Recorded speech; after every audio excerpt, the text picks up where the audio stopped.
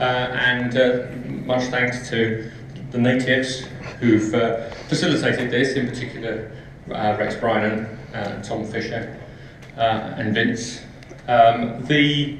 Can I just have, before I go into an introduction, can I just check how many people here were at New World Order 2035 last year? Just show of hands. So it's a good smattering. Okay, so for those of you that weren't at the game last year, this is not going to help them in any way at all. It's a completely different game. It has the same feel to it as the previous game, but all mega games are different, and even when you rerun the same mega game, it's completely different because you are all making the story happen. So the important thing to remember, and I've gone around and chatted to people a bit, so you may have heard me say this already, is it's about how you interact. And what we're interested in is the emerging gameplay that comes out of it. So you will create situations, you will make amazing deals, you will do incredibly stupid things and incredibly sensible things, and they will all make a story. And it's the story really that we're interested in, the flow of information, how you make decisions, how you negotiate, and afterwards, what tales you have to tell. Now, for example, last year, for me, two notable events.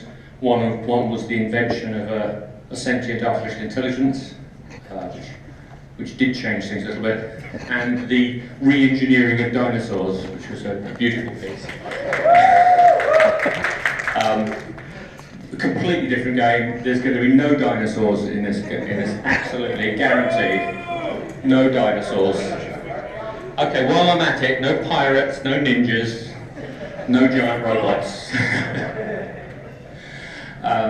I hope. So, you've all got briefings. I just need to fill you in on a few things that will have changed. We're running a little bit late, that's kind of normal friction, but it won't really alter the start time of the first actual game turn, starting at 11:15. We're giving you lots of time to get to grips with your briefings, and to get to know your own teams and each other. And I've already seen gameplay starting, that's absolutely fine.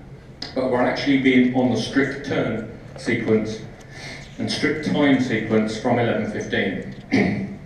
Now, one of the things that I actually only noticed this morning, there's a slight typo in the how to play guide, which says that each turn lasts, if you add up the number of minutes for each phase in the turn, it comes to about 40 minutes. You actually only have 30 minutes for a turn. So a little bit of timey-wimey stuff has to be dealt with there. What we're going to do is announce the phases, so you will get somebody on this microphone to say it's now the end of the map phase, which is phase 3 in the handbook, which means after about the first 15 minutes, everything you're militarily doing on the map has to be done. There will be about 5 minutes of team time. Team time is really important. We really want you to communicate within the team as well as between teams. So when we say team time, that means you go back to your tables and you stay there for about 5 minutes. It's a terrible, onerous task, and talk to each other. Because you've been zooming around the room, doing deals, finding things out, and if we don't get you back to your tables, it's very easy to lose track of what's going on. It may seem like a bit of an onerous rule, but actually it isn't, because you will find out when someone comes back to the table and tells you what they've been doing, you have the opportunity to say, you did what? You've agreed to what? You have to have that time. There's then a negotiation phase of about 10 minutes, which is really free-for-all, wandering around talking, where you try and undo the terrible agreement your team member has just committed you to. And then you have a final team time right at the end of the turn for about 5 minutes, where you're really thinking about what to do next time. And I would really recommend trying to think ahead. I know it's not necessarily realistic that governments plan ahead and have a strategy which they stick to, but it would really help you in this game. So spend a little bit of time thinking beyond the immediate crisis, but where you want to end up in 2 or 3 turns' time. It really will help you. There are a few other things that I think you need to know. The control team, could the control team make themselves known? So we have, these are the game controllers. Their job is to make this game work where it might not otherwise. They're here to help you. They're not. If you've played role-playing games, you'll know that sometimes you might have a dungeon master or a game master who feels it's their job to make your life a misery. This is not their job today. Their job is to help you get through the day and to try and make sure that you can do whatever amazing scheme you come up with, wizard wheeze or great idea, that you can actually somehow do it in this world, unless it is completely ridiculous. So, for example, let's take a fantastical example. Imagine if the president of Binni, Eddie, decides he wants to build a wall between Binni and Moella and make Binni great again. I'm not saying he can't do that. What Control will do, there's no rule for it, what Control will do is say, okay, this will cost you this much, it will take you this long. If you really want to do that, you can. Make Moella pay for it, though. Moella will pay for it, yes, absolutely. So, we're not ruling anything out, this is open-ended, but the criteria will be some sense of realism. So, the wall between Moella and Binni is, a quick look at the map, it's about 400 kilometres. You know, we'll say, right, well, it's $100 million and it'll be, 6 months. And that's fine, you can do that and you can play it through. But there may be some things that you say, well, we want to develop a space program. Okay, that might not be within the scope of the game, and we'll say, fair enough. So don't be limited by what you read in your briefing necessarily. The only thing I would stress is that you read your team objectives carefully. And the team objectives are important. If you consistently what they represent is what your supporters want. So you might say, well, actually, Hand of God are not that bad. We could be friends. It could be great. If your followers don't think you can be friends, then that's not such an easy option, because you will lose support with it from your own followers, and that will impact on your PR track, and you will get less and less support from your own people. So you do need to keep that very much in mind. You don't have a lot of freedom around that. Now, it doesn't mean to say you have to achieve everything in the objectives list, but you do need to take it seriously. And that brings me on to another point, which is about winners and losers. So, at the end of the game, we will not be saying, this team won. There's no metric for measuring success or failure, other than the real world one of, what do you think happened? So at the end there'll be a debrief, and there'll be a discussion about a very short debrief about some of the main things that happened. You will know if you did well or not, and you can tell everybody how well you thought you did. And, well, winners, you can be as good as you think you are, but generally speaking, if you manage to achieve at least some of the things on your objectives list, then you can give yourself a pat on the back, because achieving them all is really quite hard. So that's the other piece of advice on that. I think those are the main things. If you are in any difficulty at all, regarding the game that is, because any other difficulties are not my responsibility, but anything to do with the game, generally speaking there are specialists. So anything that happens on the map, Rex is an absolutely all-powerful deity. And so cross him at your peril. He is subtle and quick to anger. And his vengeance is terrible. So Rex is in charge of that. Tom will be is the man with the sweeties. He will be. Oh no, that's not very appropriate, is it? did I say that out loud? Sorry. So money. He's a man with money and influence, and in the game he's also the man with money and influence. So go and see him. Anything to do with science or archaeology. Vince in the corner there is the go-to guy. And UN, who's UN? And UN, I've forgotten your name. Calvin is UN guy to go to. There are others around who are kind of in support. I've got a very able assistant, my minion here, who's deputy game control. So go to this and. Oh, I'm Ben. And Ben, you're assisting Tom. Yes. Yeah.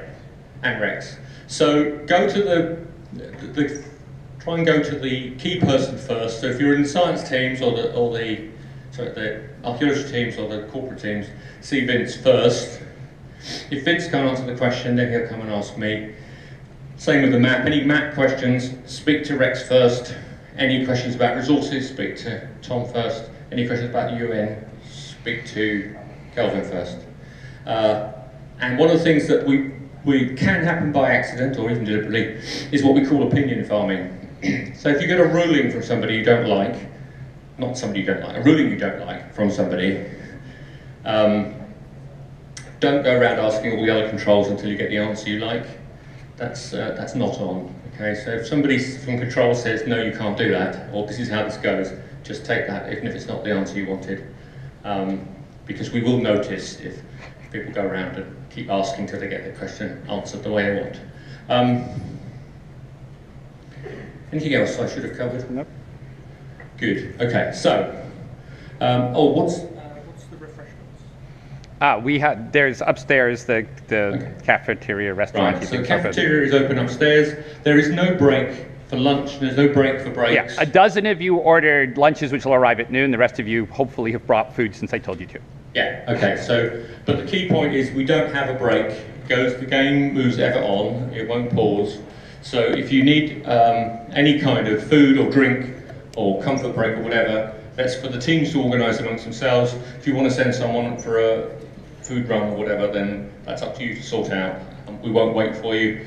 Or one final thing actually, which I think it's reminding me about that, is try not to abandon your team table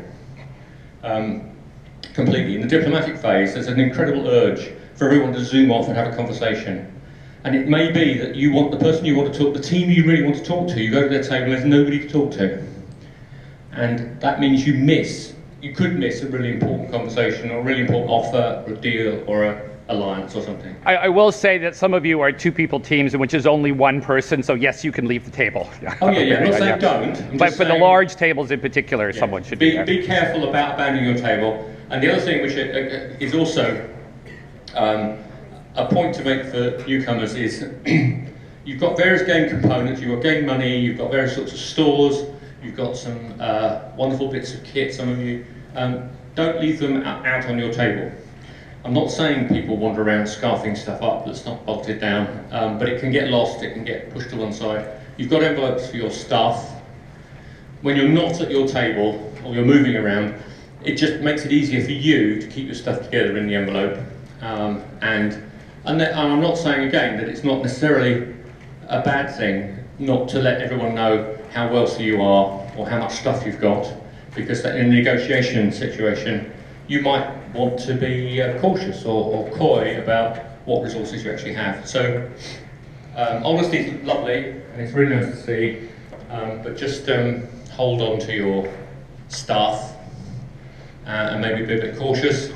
That said, this game is not policed. There's only a small number of controls. We're not here to police you. We're not here to stop people cheating. We're not here to watch your every move. That's not that kind of thing. So there's a huge amount of trust in the room, which I know everybody will live up to. Everybody always does. Yeah, that was a slight aside, but I thought I'd mention that. Anything else? Well, just logistically speaking, just in case, washrooms are right next to the coat room, because at some point I'm sure someone is going to need to use the washrooms. There's been a Facebook group that's been created, War in Binni, McGill 2017. I would encourage all of you to join it, post pictures as a single repertory where we can all go back and laugh at each other. Unless it's a really traumatic experience. Yes, and like we had last year. But we're not talking about Well, Japan's not here this year. We don't talk about last year. What went on at New World Order stays in New World Order. Okay, so timing, that's the introductory bit done. If anything else occurs to us, we'll tell you. So time frame, I've got a clock up on the wall here. Not all of you can see it here, but currently it says that it's 10:42 or thereabouts. The first phase of the first game turn will be at 11:15. What that means is for the next 30 minutes or so, you've got time to do some all manner of diplomacy discussion, but the formal sessions of the UN, and the formal mat movement won't happen for half an hour. So you've got a lot of time to really spend some, and I really recommend you spend time with your teams, thinking strategically and doing a bit of planning and a bit of forethought. And then you don't have to do that, but I recommend it. And also, you know, if you want to conduct diplomacy, talk to people, whatever, that's absolutely fine. It'll give you a chance to get your head around the world that is Binni and its environment. So, good luck. I hope it all goes well for you all. Oh, one point, yes. Go. If you're an archaeologist or you have a secure lab somewhere on your table, you or at least one person from your team could kindly join all of us in the 2 conference rooms over. I'm just going to quickly go over how those game mechanics work, and then I will turn you back loose on this room. Thank you so much.